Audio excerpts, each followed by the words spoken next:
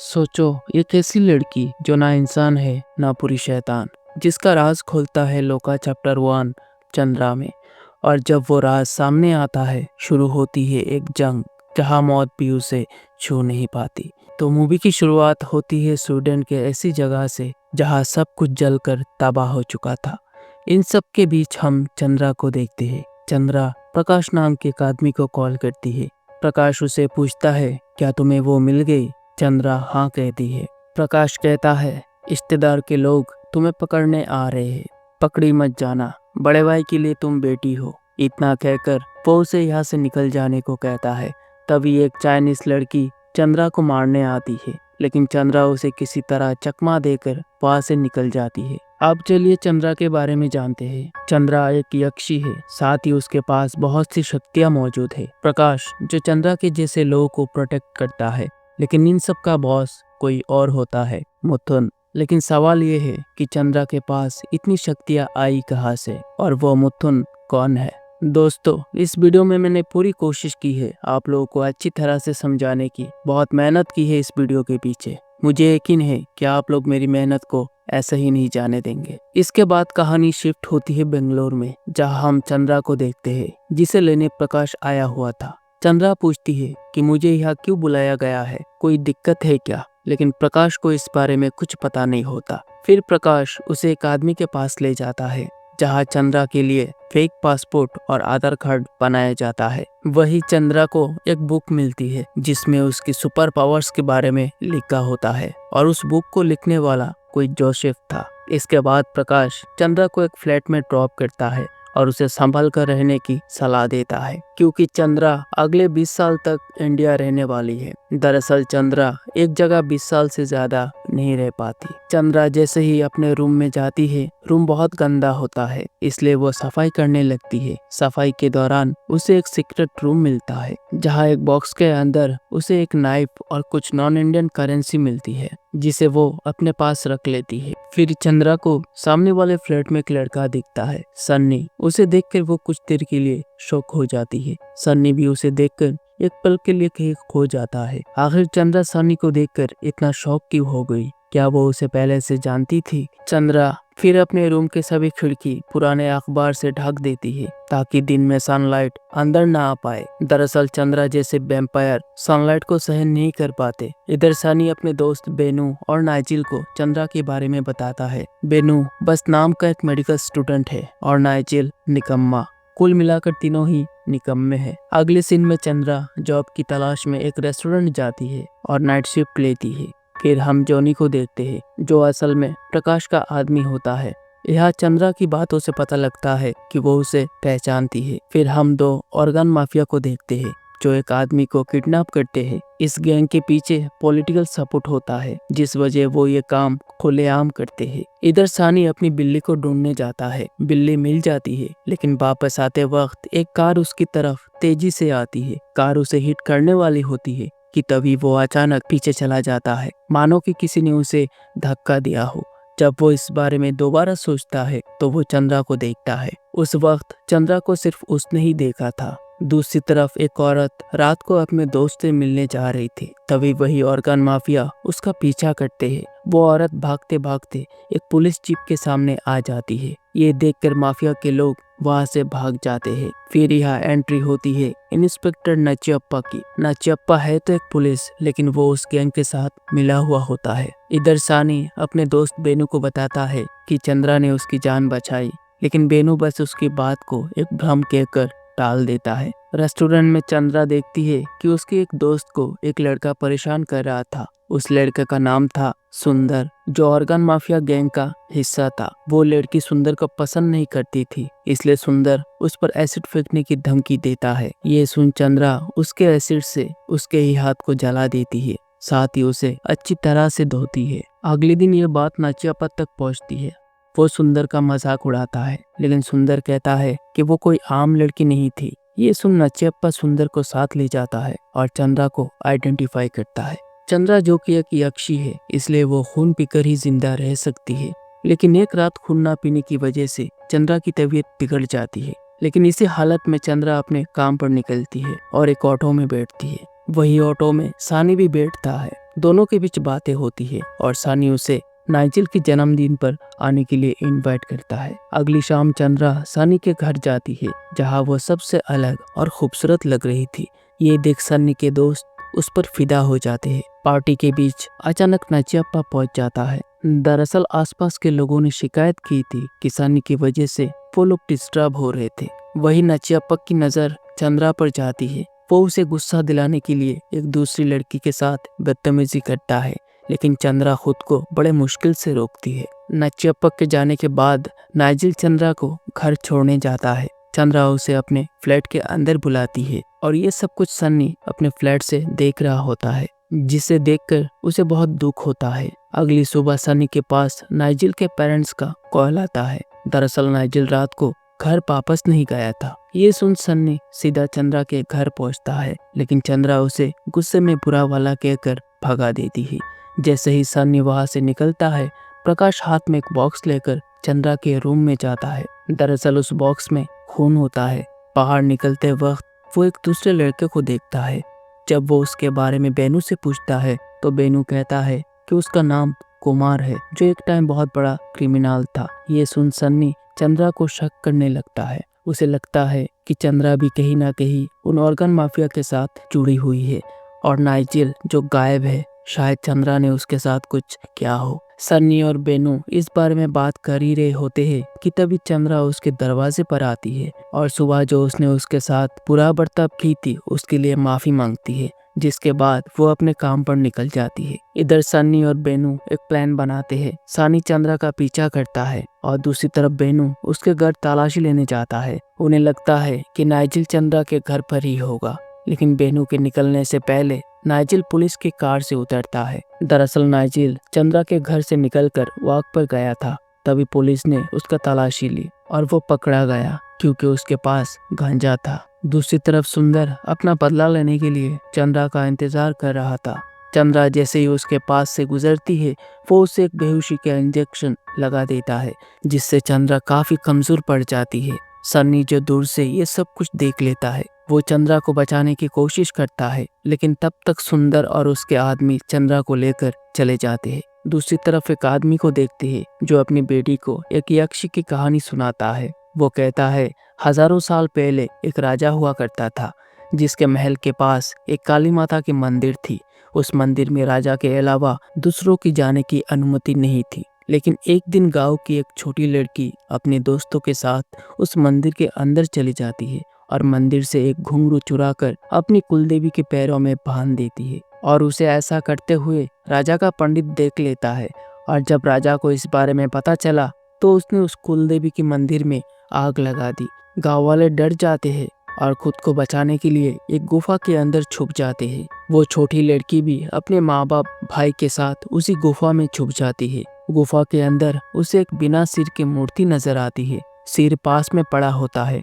जब वो उसे छूती है तब कुछ चमगादड़ उसे काटने लगते हैं और वो बेहोश हो जाती है। होश आने पर देखती है कि राजा के लोगों ने उसके माँ बाप को पकड़ लिया था। उसकी माँ उसे भाग जाने को कहती है, लेकिन तभी राजा का एक आदमी आकर उस लड़की को मार देता है। ये देख उसकी माँ रोने लगती है, लेकिन तभी वो लड़की दोबारा उठकर खड़ी हो जाती है। उसे देखकर सभी हैरान रह जाते हैं। इसका मतलब उन चमगादड़ों के काटने की वजह से वो दोबारा जिंदा हो गई थी। फिर राजा के लोग उसके ही सामने उसके माँ को मार देते हैं। अपने माँ बाप को खोने की वजह से वो बहुत गुस्सा हो जाती है और सबको अजीब तरह से काटने लगती है। ये देख मंदिर का पंडित उसे एक नाम देता है, कल्याण कट्टू नीली।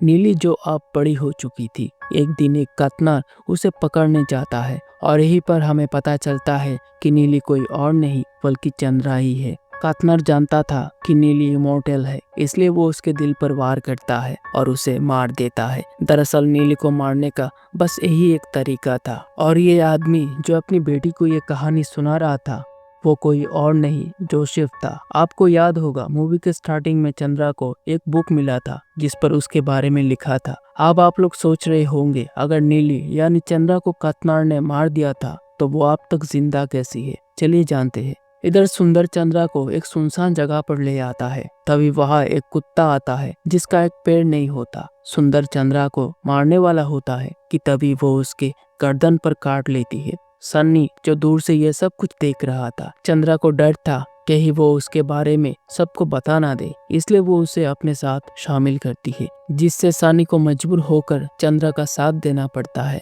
फिर दोनों मिलकर बॉडीज को एक फैक्ट्री के उबलते एसिड के अंदर डाल देते हैं। सन्नी एकदम से शॉक था क्योंकि जिस लड़की को वो गर्लफ्रेंड बनाने का सोच रहा था वो असल में कुछ और ही निकली। चंद्रा सन्नी को अपने फ्लैट ले जाती है। सुबह होते ही सन्नी वहां से भागने की कोशिश करता है, लेकिन दरवाजा लॉक होता है। ये देख वो खिड़की पर लगे कवर को हटा देता है और वेनू को इशारा करता है, लेकिन वेनू उसका इशारा समझ नहीं पाता। इसी बीच धूप अंदर आ जाती है, जिससे चंद्रा के हाथ जलने लगते हैं। तभी चंद्रा जाग जाती है और अपने फ्रिज में से खून निकल कर पीती है। सन्नी ये सब देखकर हैरान रह जाता है। फिर चंद्रा उसे अपनी पूरी सच्चाई बताती है। इतना सब सुन के सन्नी बहुत डर जाता है। तभी वहाँ वेनू उसे लेने आता है। चंद्रा सन्नी से उसकी सच्चाई सीक्रेट रखने को कहती है। दूसरी तरफ नचियप्पा उसे क्राइम सीन पर जाता है जहाँ चंद्रा ने सुंदर और उसके साथियों को मारा था। नचियप्पा को वहाँ एक आइलेंस मिलता है। उसे शक था ये चंद्रा का काम है, इसलिए एक शाम चंद्रा सन्नी के साथ घूमने निकलती है। मौका देख नचियप्पा उसके फ्लैट में चला जाता है और उसका शक सही निकलता है। इधर सन्नी बातों ही बातों में चंद्रा से उसका असली नाम पूछता है तो वो अपना नाम नीली बताती है। ये सुन सन्नी शॉक्ड हो जाता है क्योंकि उसने नीली के बारे में पढ़ा था जहाँ लिखा था कि नीली को किसी कतनर ने मार दिया था। फिर चंद्रा कहने लगती है और हम देखते हैं कि कतनर ने नीली को मारा तो था, लेकिन बस दुनिया के लिए। लेकिन असली सच्चाई ये था कि कतनर के अंदर भी बहुत सी शक्तियाँ मौजूद थी, लेकिन इसके बावजूद भी वो दो शैतान को काबू नहीं कर पा रहा था और वो चाहता है कि इस काम में चंद्रा उसका साथ दे। चंद्रा उन दो शैतान के बारे में पूछती है, लेकिन कतनर उनका नाम नहीं लेता और कहता है कि इससे पहले हमें किसी से मिलना होगा, मुथुन। इतना कहकर वो एक तस्वीर की तरफ देखता है। तभी हम तस्वीर के सामने एक डिवाइन स्टाफ रखा हुआ देखते हैं। फिर सीन यहाँ से शिफ्ट होती है चंद्रा के फ्लैट में, जहाँ चंद्रा पहुंच जाती है। उसे पता चल गया था कि कोई उसके फ्लैट में आया है। नचियप्पा उस पर गोली चलाता है, लेकिन इसी बीच चंद्रा उसके हाथ पर काट लेती है। इतने में वहाँ सन्नी पहुंच जाता है। चंद्रा उसे यहाँ से चले जाने को कहती है। इसी बीच नचियप्पा चंद्रा को गोली मारता है, लेकिन वो गोली सन्नी को लग जाता है। ये देख नचियप्पा खुद को बचाने के लिए खिड़की से कूद जाता है। गोली लगने की वजह से सन्नी का बहुत खून बह रहा था। फिर एक ऑटो से चंद्रा उसे एक हॉस्पिटल लेकर आती है, लेकिन वो हॉस्पिटल बिल्कुल सुनसान होता है। वेनू जो कि एक मेडिकल स्टूडेंट था, इसलिए चंद्रा उसे सन्नी का इलाज करने को कहती है, लेकिन वेनू डर रहा था क्योंकि वो तो बस नाम का डॉक्टर था। वो जिद करता है सन्नी को कहीं और ले जाने की। तब चंद्रा अपनी ताकत दिखाकर उसे मजबूर कर देती है। वही नचियप्पा मीडिया के सामने सन्नी और चंद्रा को टेररिस्ट घोषित कर देता है, जिसके बाद ये न्यूज़ पूरे शहर में फैल जाती है। तभी हम कुछ लोगों को देखते हैं जो इस न्यूज़ से किसी सोच में पड़ गए थे। हो सकता है शायद ये लोग भी चंद्रा के जैसे ही है। प्रकाश चंद्रा को वहां से निकल जाने को कहता है। तभी हम प्रकाश के सामने किसी को देखते हैं जिसके हाथ में वही डिवाइन स्टाफ होता है जिसे हमने कतनर के यहाँ देखा था। शायद यही मुत्तुन हो सकता है। फिर हम स्टेट मिनिस्टर को देखते हैं जिसके पास एक आदमी आता है। मिनिस्टर उसे पूछता है क्या ये वही लड़की है? वो आदमी हाँ कहता है। ये सुन मिनिस्टर चंद्रा को मारने के लिए गरुड़ा फोर्स को ऑर्डर देता है। इधर नचियप्पा अपना इलाज कराने हॉस्पिटल जाता है। चंद्रा के काटने पर वायरस उसके शरीर में धीरे धीरे फैल रहा होता है। दूसरी तरफ वही ऑटो वाला जिसने चंद्रा को उस हॉस्पिटल में छोड़ा था, वो पुलिस को चंद्रा की लोकेशन बता देता है, जिससे पुलिस उस लोकेशन पर पहुंच जाती है। तभी इनमें से एक चंद्रा को गोली मार देता है और वो नीचे गिर जाती है। फिर हम वही एक मैजिशियन को देखते हैं जो अपने मैजिक से पुलिस वालों को पागल कर देता है, जिसके बाद चंद्रा को जिंदा करके सबको अपने साथ जॉनी के पास ले जाता है। जॉनी चंद्रा को एक सीक्रेट रूम का चाबी देता है। सन्नी जब चंद्रा से जॉनी के बारे में पूछता है तो वो कहती है कि जॉनी की परिवार ने उसकी बहुत मदद की थी। वही हम जॉनी के पीछे एक तस्वीर को देखते हैं जिसको अच्छी तरह से दिखाया जा रहा था।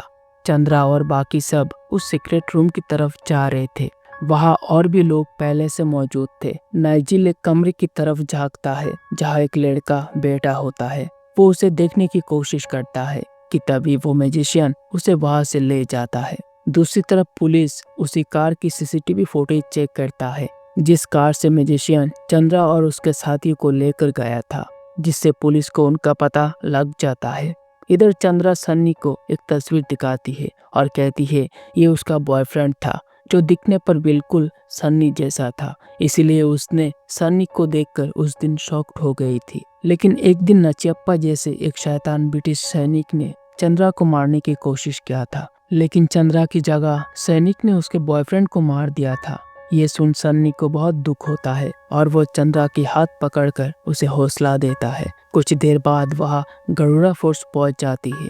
चंद्रा डटकर उनका सामना करती है और सबको मार देती है, लेकिन इसी बीच एक गोली उसे लग जाती है और वो नीचे गिर जाती है। सन्नी बस दूर से सब कुछ देख रहा था। फिर वो एक खून की पैकेट उसकी तरफ फेंकता है। तभी उसके टी शर्ट पर लगे खून से पता चलता है कि ये खून उसने अपने घाव से निकाल कर दिया था। खून पीने के बाद चंद्रा को ताकत मिलती है, लेकिन तभी वहाँ नाचियप्पा पहुंच जाता है। चंद्रा और उसके बीच बहुत फाइट होती है। चंद्रा उसे वही नाइफ से मार डालने का सोचती है, लेकिन नाचियप्पा भी यहाँ कम नहीं था। वो चंद्रा से वो नाइफ छीन लेता है और चंद्रा को मारने वाला होता है। तभी सन्नी उसके सामने आ जाता है। ये देख बेनू सन्नी के सामने आ जाता है, जिससे नाइफ बेनू को लग जाती है। चंद्रा गुस्से में अपना होश खो बैठती है और उसी नाइफ से नचियप्पा के दिल पर वार करती है और उसे मार देती है। फिर हम देखते हैं कि जॉनी नचियप्पा की बॉडी को फ्रीजर के अंदर रखकर उस पर एक मोहर लगा देता है। सन्नी बेनू को हॉस्पिटल ले जाने के लिए निकलता है। जाने से पहले वो चंद्रा को हग करता है। फिर सीन शिफ्ट होती है दोबारा उसी रेस्टोरेंट में, जहाँ हम सुंदर का बड़ा भाई गजेंद्र को देखते हैं। वो जॉनी से किसी कॉम्प्रोमाइज करने वाले के बारे में पूछता है। तभी जॉनी कहता है कि बस आता ही होगा। इसके बाद गजेंद्र और उसके आदमी सीक्रेट रूम की ओर जाते हैं। तभी बाहर से कोई दरवाजा बंद कर देता है। वहां पर हम सुंदर को देखते हैं जो जिंदा होता है। वो अपने भाई को देखकर रोने लगता है। यहीं पर हम एक कुत्ते को देखते हैं जिसके एक पैर नहीं था। आप लोग को याद होगा ये वही कुत्ता है जिसे हमने उस वक्त देखा था जब सुंदर चंद्रा को मारने एक सुनसान जगह पर ले गया था। फिर यहाँ एंट्री होती है एक आदमी की। हालांकि इसका नाम इस चैप्टर में मेंशन नहीं किया गया था। उसके चेहरे पर एक नकाब लगा होता है। वो एक एक करके सबको मार देता है। लास्ट में जब गजेंद्र को मारने वाला होता है तब गजेंद्र उसे उसका नाम पूछता है। तब वो अपने चेहरे से नकाब हटाता है और अपना नाम मौत बताता है। और यहीं पर चैप्टर 1 की कहानी खत्म हो जाती है। तो दोस्तों ये थी लोका चैप्टर 1 चंद्रा की कंप्लीट स्टोरी। अगर वीडियो पसंद आई हो तो अपनी एक लाइक से मुझे मोटिवेट जरूर करना। और हाँ, चैप्टर 2 के लिए मेरे चैनल को सब्सक्राइब करना मत भूलना।